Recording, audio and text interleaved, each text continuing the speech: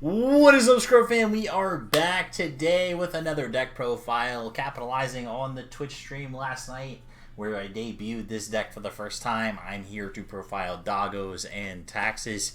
First off, before I get started in this field, let me give a shout out to my sponsor, Alec Pastrana, Bearded Collectibles, best shop owner on the planet. If you're looking at your steel product for Series 9 and Draft Box 5, make sure you go through Alec Pastrana and Bearded Collectibles.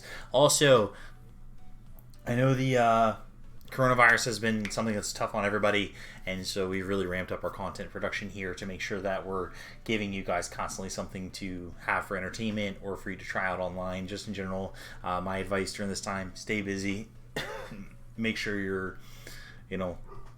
trying to work on your fundamentals, or if you're trying to get better at DBS, widen your range. But thank you so much for subscribing to the channel, as well as following us on Twitch. That's been popping off lately. And then, of course, thank you for subscribing to the Patreon. So if you're looking to take your game to the next level, check that out. The link will be down in the description below. So let's go to Doggos and Taxes.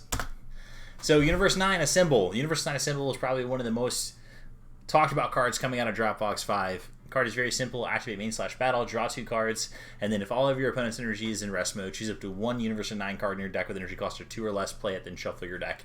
So Universe 9 Assemble is just a great way to gain advantage. So it's a draw 2 no matter what, and then also you have the ability to then tutor one of these 2 drops out of the deck itself, which a lot of the U9 stuff, there's a lot of noise. Like you have the, the 1-drop Oregano, you have the 1-drop Hyssop, you have different cards, but here we're just going to be focusing on the 2 main ones, which is Shabil, our main man, the Iron Drake, which is auto once per turn. When an opponent card's attacks, choose up to 1 of your opponent's energy and switch to rest mode. So this is going to be kind of that main thing that starts that Taxes mindset. And anyone who's come from Magic or knows that, here we love Magic as well and relate a lot of concepts to it, this is just a true Taxes card. Basically, it's just going to punish your opponent whenever they're trying to do anything. You're going to try and punish the resources and harm them in that way, and Shabil is a great card for that. Any deck that is based around attacking, this card is just a hard punish, because if they swing, you're going to be able to choose they're going to choose one of their energy, you choose one of their energy, and you switch it to rest mode, and that's any of their energy. So if they have the dual color energy, let's say they only have a blue-yellow up, and then the rest is all like yellow, then you can choose their blue energy, tap it, and then now they don't have access to some of their viable counters or negates. The next one is Ro, Brash Supremacy. He's the opposite. When this card attacks, you choose up to 1 of your opponent's cards and switch it to rest mode. So that means you can choose their leader card, you can choose their battle card, you can choose their energy, and then again switch it to rest mode. So this is the offensive version of the card. And then of course Bergamo, Ferocious Roar, probably one of the most hyped cards coming out of Dropbox 5. Just has the auto, yellow and 1. One of your opponent's cards is switched to rest mode by one of your skills. Play this card from your hand, which goes with the synergy of the deck. And then if your leader card is yellow or a Universe 9 card, when you play this card, choose up to 2 of your opponent's battle cards and or energy, ignoring barrier, and switch them to rest mode. So this is a great card to use defensively, great card to use offensively when you're trying to close the game. But it's just a threat that it's like another Raiders Warcry in the deck itself. So you really can't go wrong with another version of Raiders Warcry, and this deck really tries to capitalize on that and uses the energy tapping ability big time. Next thing is focusing on sorry, I have a bit of a cough. I've been struggling with bronchitis the past couple days. Old Synergies. Card that Richard Zapp brought to our attention. Trunks Saiyan Majesty. Place this card in your drop area from your hand. When an opponent's card is switched to rest mode by a skill, you can draw a card. So it's like a cycle. So it's almost like the Yellow Paragraphs from Magnificent Collection in that way, but just cool because it actually has a sweet activate battle where yellow, send this card from your drop area to your warp, choose up to 1 of your opponent's battle cards with energy cost 4 or less, and switch to rest mode. So this is just a great enabler for your Bergamo, and also just really creates some interesting defensive turns where if your opponent has battle cards that are 4 or less in play that they want to swing with, they have to structure their turns much differently, which just leads you to hard punish them. We have Beerus, No Holds Barred.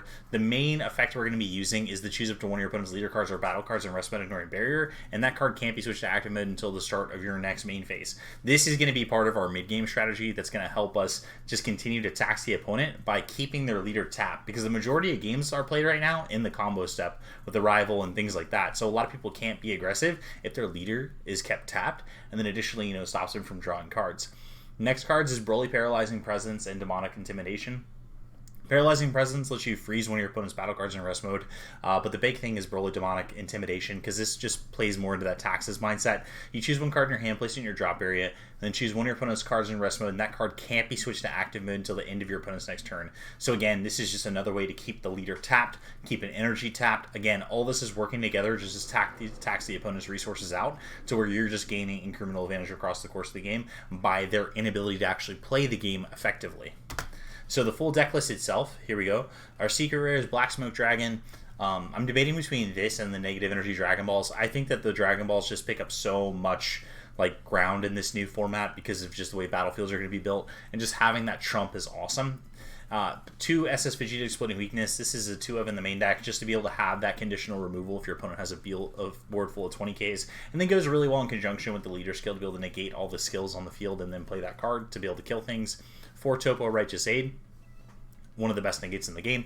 4 Beerus, as we talked about. We're playing 4 Whis Spectator, our check land. We're playing 4 Whis Celestial Moderators, our super combo. The negative 10 is huge here, but I just really love the easy access to Beerus. Not having to spend multiple cards to get your Beerus out is very good.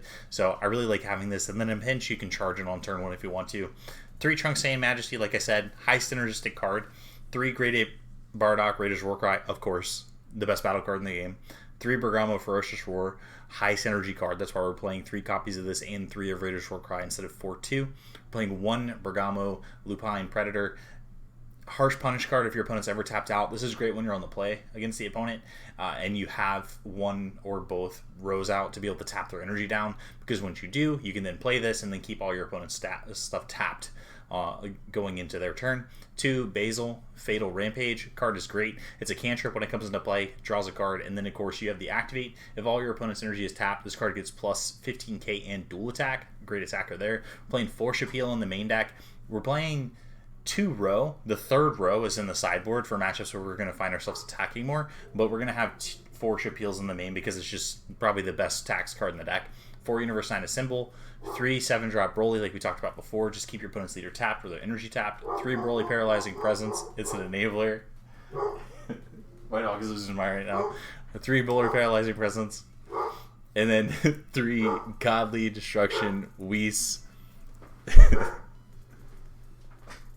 And the Godly Destruction Whis is just because, honestly, after playing a bunch of different other strategies that were getting rolled by Frisco, playing SS3, I really just wanted to have a way to punish decks that want to untap on their turn rather than end of their turn. So we're playing 3 Godly Destruction Whis because that plays in that tax mindset.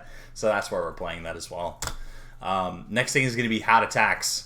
So this is important because a lot of people don't know actually the mindset of this, but your early game, you're going to want to play Universe 9 a Symbol or Shapiel the Iron Drake. And this is going to be a lot of times against decks where the leader is forced to attack. This is a big deal. So this is whenever you're playing against Jiren, you're playing against Gohan, you're playing against Boo, just any deck where a leader is forced to attack, you want to have access to Shapiel as quickly as possible. Going first, you're going to be able to pull off Universe 9 a Symbol a large percentage of the time because people play tapped energy on turn 1. So it's great going first. And then, of course, Shapiel is a card you want to get down in those matchups. Whis Celestial Moderator and Beerus Noel's Bard is kind of your mid-game. So you're going to want to establish that Beerus on the board more often than not. On your turn, you're going to want to play your Beerus, not necessarily on your opponent's turn unless you're in a pinch. Because what you want to do is you want to Whis, play Beerus, choose your opponent's leader. They can't switch it to active mode, so then they can't draw for their leader swing. They then get one less combo phase they get to abuse, and so that really puts them in a bind. And then, of course, like I said, later in the game, you're going to be playing Broly Paralyzing Presence and then going the Broly Demonic Intimidation to be able to keep that leader tapped or keep an energy tapped and just keep taxing them throughout the duration of the game. So overall, the deck is incredibly solid. It's one of my favorite decks to play right now. I feel like it's pretty unique in the way that it plays, just because it's not your average Surgeku deck. Like, yeah, you're playing 50 good cards, but now you have some sort of like synergistic like in game, or you have a deck that's like doing something that's actually unique as opposed to just doing the same old thing of just playing good cards and hoping not to die. Instead, we're trying to end the game by punishing our opponent's resources and making the game harder on them as the game goes through. So this is Doggos and Taxes. I hope you enjoyed this video aside from the sounds of dogs barking downstairs. I appreciate everyone so much for the support. And again, make sure you stay safe, stay clean, make sure you quarantine yourselves, and then if you guys are looking for more content, make sure you check out the Patreon page, 3 Street Pro. make sure you check out twitch.tv/3issue productions. And of course, if you haven't subscribed yet, make sure you subscribe to the YouTube channel. Thank you guys so much. #ScrubFam is best fam. Okay, thanks. Bye!